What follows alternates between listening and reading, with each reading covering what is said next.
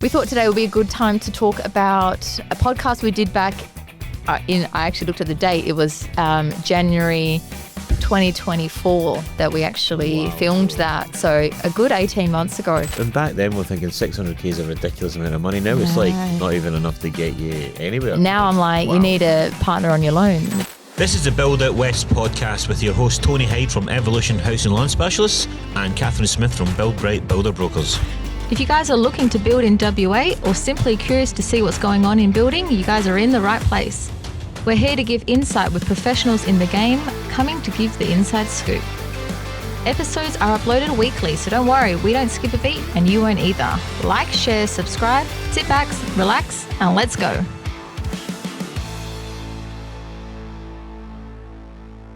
Hello and welcome to the Build Out West podcast with your host Tony Hyde and Catherine. Good morning. Good morning. We are back. We're back and living the best life. Feeling fresh. Now, this is it.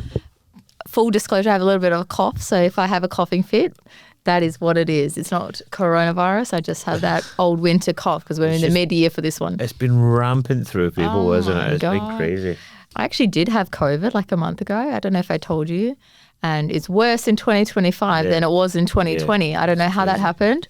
But we were bedbound for, honestly, 2 weeks. So that was bad. It threw me off. It was like, I think everyone just ripped through. Everyone just the worst. The worst. Anyway, we are in winter season, so it is what it is. Yeah. And we thought today would be a good time to talk about a podcast we did back I actually looked at the date. It was January 2024 that we actually filmed that. So a good 18 months ago.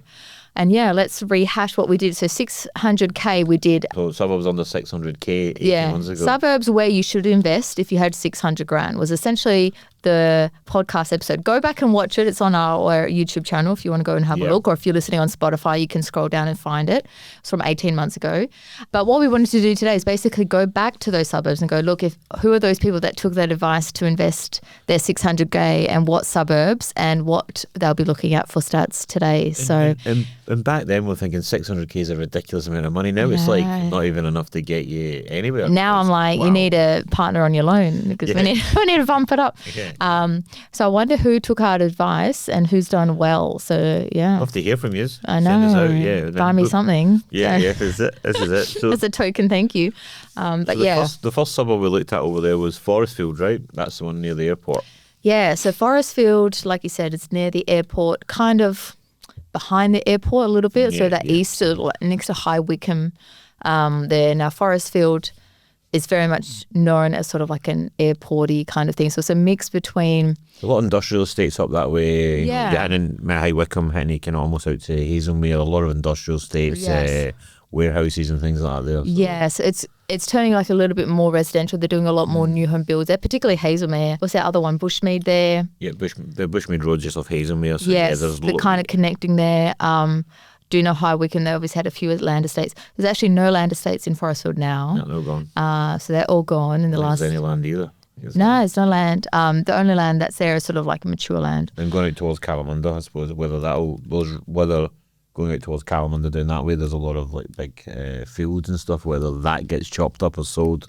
I mean, but I don't probably know. Eventually, but nothing coming up in the near future. But I mean, I guess the enticing part about Forrestfield, because you're so close to the airport, a lot of people in the fly-in, fly-out culture in Perth like Forrestfield. There's certainly a few dual occupancy sort of things, so building like a 3x2 and then having like a 2x1 on the side of it and renting that out, or staying in that and renting the 3x2. There's a few of them I've seen popping up around. And I think also targeting the FIFO there. Yeah. I actually did do a dual occupancy near the airport the other day, 965,000 now.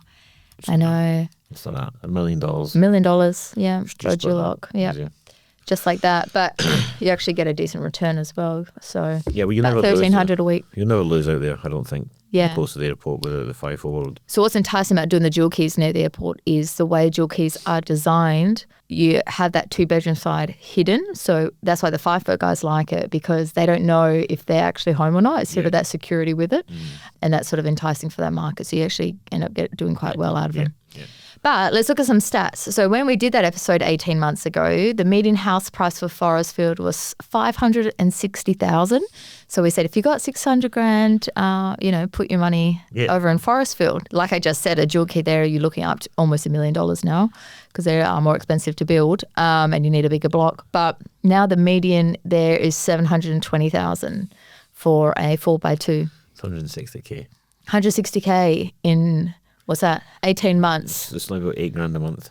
Yeah. Something like that, remember that. Yeah. Well, that math is wrong, I'm sorry. Maths maybe not our strong point, but we'll just make it easy. 10 months, 8, 9, 10. Crazy. Somewhere there. So, it's definitely grown. But what's also interesting is a lot of movement in sales as well. So, for 208 homes sold in the last 12 months, just in that suburb. Yeah.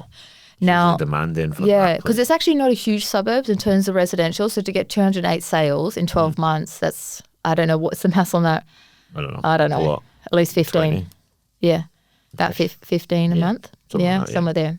And the rental yield is actually pretty solid, about 5% is a rental yield. Anything over 4%, you're winning, right? That's kind of, the lower 4.5 is kind of, well, my understanding is that's where people seem to sit. So if you're getting a 5% rental yield or above, you're generally winning. Yeah, so the median in Perth, like generically, is about 4.5, so 5 is over. Yeah. But I think just because, one, you're bumping it up, being close to the airport, you have that entice factor. Yeah. And then, it's actually quite desirable because you also have, like, what's the one? Rose Hill Waters. You know how it's got that, like, nice nature parks and that sort of stuff. Like, it's actually really nice to go around there. It's just out there, I've got a client building there just now, so we'll go and we're going to. They're literally just on the pre-start, so it'll be going the next 2 or 3 weeks. And I like that they're keeping a lot of that, like, nature, why you kind of like those eastern suburbs there as well, You drive out of it and you drive straight in Rose and it's like a completely different place. Rosehill Gardens, it's like, and they've got some real strict design guidelines around that place to keep it like that, certain roofs and things like that. So it's been good. And you also have direct buses to the Swan Valley as well. Oh, so there you go. You know I do know that. So you can go and have a little vino on a Saturday. Okay, so next suburb we want to look at for our under 600 recap. I know. I'm just looking at those numbers. Looking at the stats. Byford. So Byford, how would you describe it? Sort of southeasterly? Yeah, southeasterly, kind of, I'd say it's the start of the gateway going down towards like the Pinjarra hub and all that. It's maybe just about outside, but it's starting to grow so much that it's connecting through to like Mundijong and like South Armadale, Thorpe Longley, Hilbert Head, just all just starting to grow really like exponentially. There, it's massive. Like basically, I would kind of describe Byford as the major hub of that space. Yeah, it's the old town, right? And everything else has been built around it. So. Whitby's obviously the one closest to it in terms of new home builds, and then Mundijong sort of jumping off Whitby. So kind of all. It's a little bit out, but it will event. I think it'll event. Well, we've spoke about the Mundijong one and how that's going to be huge, right? Yeah. So, and there's a new estate which, watch this space, we'll have someone on talking about that new place out in Byford. He'll be coming on and talking about it. So Byford has that nice mix of sort of like new home builds with smaller lots, more affordable, but then they have obviously the bigger homes, bigger acreages. I was down there a couple of weeks ago, and the infrastructure they're putting in the roads, building up Tongan Highway, all the roads, Rowley, all that stuff coming off it, it's starting to get a lot better because there's a lot of kind of, you want to class as country, single roads, 80Ks. Yeah. They're all starting to get expanded, so getting in and out of Byford is going to be heaps easier as well over the next.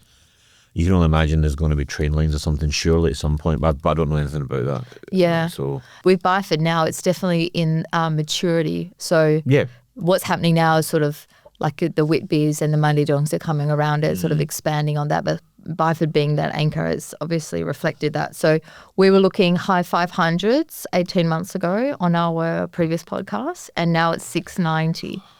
So a good 100 grand for Byford. But what's interesting about Byford, it actually has one of the highest rental yields, about 6.7% average. So you get high rental return there. It surprises me. There's actually not a lot of rentals there as well. Is a lot of mostly is owner occupancies, and that's why they get a fairly decent. I wonder if that's because there was a big push out there about 2 to 4 years ago, and it was cheap enough to buy and build. And now, obviously, we were doing packages out there for 400, 450, and now it's like 4 years ago, 690. I reckon we were like 420. Wow, that's you'll see a lot of people selling that, taking the 200k they've made and moving to, I want to say a better suburb, but suburb that's more suited closer to the city or whatever they're looking for. Whatever they need, Yeah, and that's a really quick jump to do that, but fair enough if it was the option was there. In terms of Byford as well, actually had twice as many sales as Forrestfield. So we had 428 sales in the last 12 months. So that's a lot. Yeah. That's, maybe 35 sales Maybe people in Byford a month. One a day, basically. maybe they didn't like the bowling club as much as I said it was that good. I think I talk about it every time I'm on, but it's such a great club. We'll have to go and film there. Or most people want in, I don't know. Maybe they can sponsor us, I don't know. But no, yeah, they're basically doing one sale a day in Byford at the moment. Even over. So That's nuts. That's mental. a lot of movement, a lot of sales. But I think also we're in that mature phase of the Byford market. And like I said, there's a new suburb coming up. It'll be released, I think it's imminent, like next couple of weeks. So watch The this space. estate. It'll be out. I don't have an awful lot of numbers on it. I was kind of keeping off of it so we could just get it all blown out here. But yeah, it's certainly, it will go in the Monday Jong, that one we spoke about a couple of weeks ago. So Yeah, okay, cool. it's looking good. And then the last one we spoke about, which the growth in this suburb has just actually blown me, but I actually get it. I understand it. We'll go down kind of going kind of east of Fremantle, I suppose, kind of that way, a little bit southeast of Fremantle. Yeah, coastal, yeah. Beeliar. Beeliar. So Beeliar is sort of inland of Success, Coburn. Yeah. And then under North Coogee there. I think so. Yeah, it was. That's kind of the area. It went really quick about 8 or 9 years ago, and then it slowed, and now, but the numbers are just. But I think that's the push with like Hammy Hill being redone, Hamlet Hill being redeveloped and broken up, and the new estate and the Hamlet Hill High School going down, and I think all that stuff around it, Cardinia being more popular, all these things have really driven Beeliar to go, actually, this is the kind of area I want to be in. And there was loads of new estates with some really good views. Some of them had views of the ocean. Now, it was a fair bit away, but you could still see it. Yeah. So Yeah, because Beeliar, in a weird, not very Perth-like, but they had a bit of a hill to it. Yeah, a bit of like multi-level. Massive blocks. All the blocks are, well, they were all huge, 450, 500 plus blocks. Yeah. And you're so close to the beach, like 5-minute drive, you know. Lots of double stories and Yeah, and now essentially what it is it's built out. There's not any land developments there left. And yeah, so the stats were, back in the day, obviousrously we're looking at under 600,000. Now the 4x2 is 855,000. And a 3x2, is 780,000. Yeah, so the growth in Beeliar particularly, and I think just because it's so coastal and now it's basically landlocked, there's not any land opportunity there. Again, like I said, the land's big and all the houses are big. They're all big, high-ceilinged, wide houses. They're all built big as well, so great for kind of mature families. Yeah, exactly. All people looking for that lifestyle, that beach lifestyle. But what's interesting with Beeliar is a lot of the recent developments is more into units. Now, units are not big in Perth in general. Yeah. And they have started doing that in Beeliar purely, I think, because it is a bit more coastal and things like that, and it's close to the infrastructure onto the freeway into the city. So it makes sense to do it in terms of, government infrastructure. But units have gone up 30% in the last 12 months. What, the growth of them? Yeah, the sales growth 30%. And you're getting a really good rental yield on units as well. And I think just because, look, if you're just a couple or whatever, you don't need a full house. No. But you have that option if you want a family. Yeah. But, couples, two people, whatever, they just need a unit, but they want to be near the beach. They want to be close to the city and all the rest of it.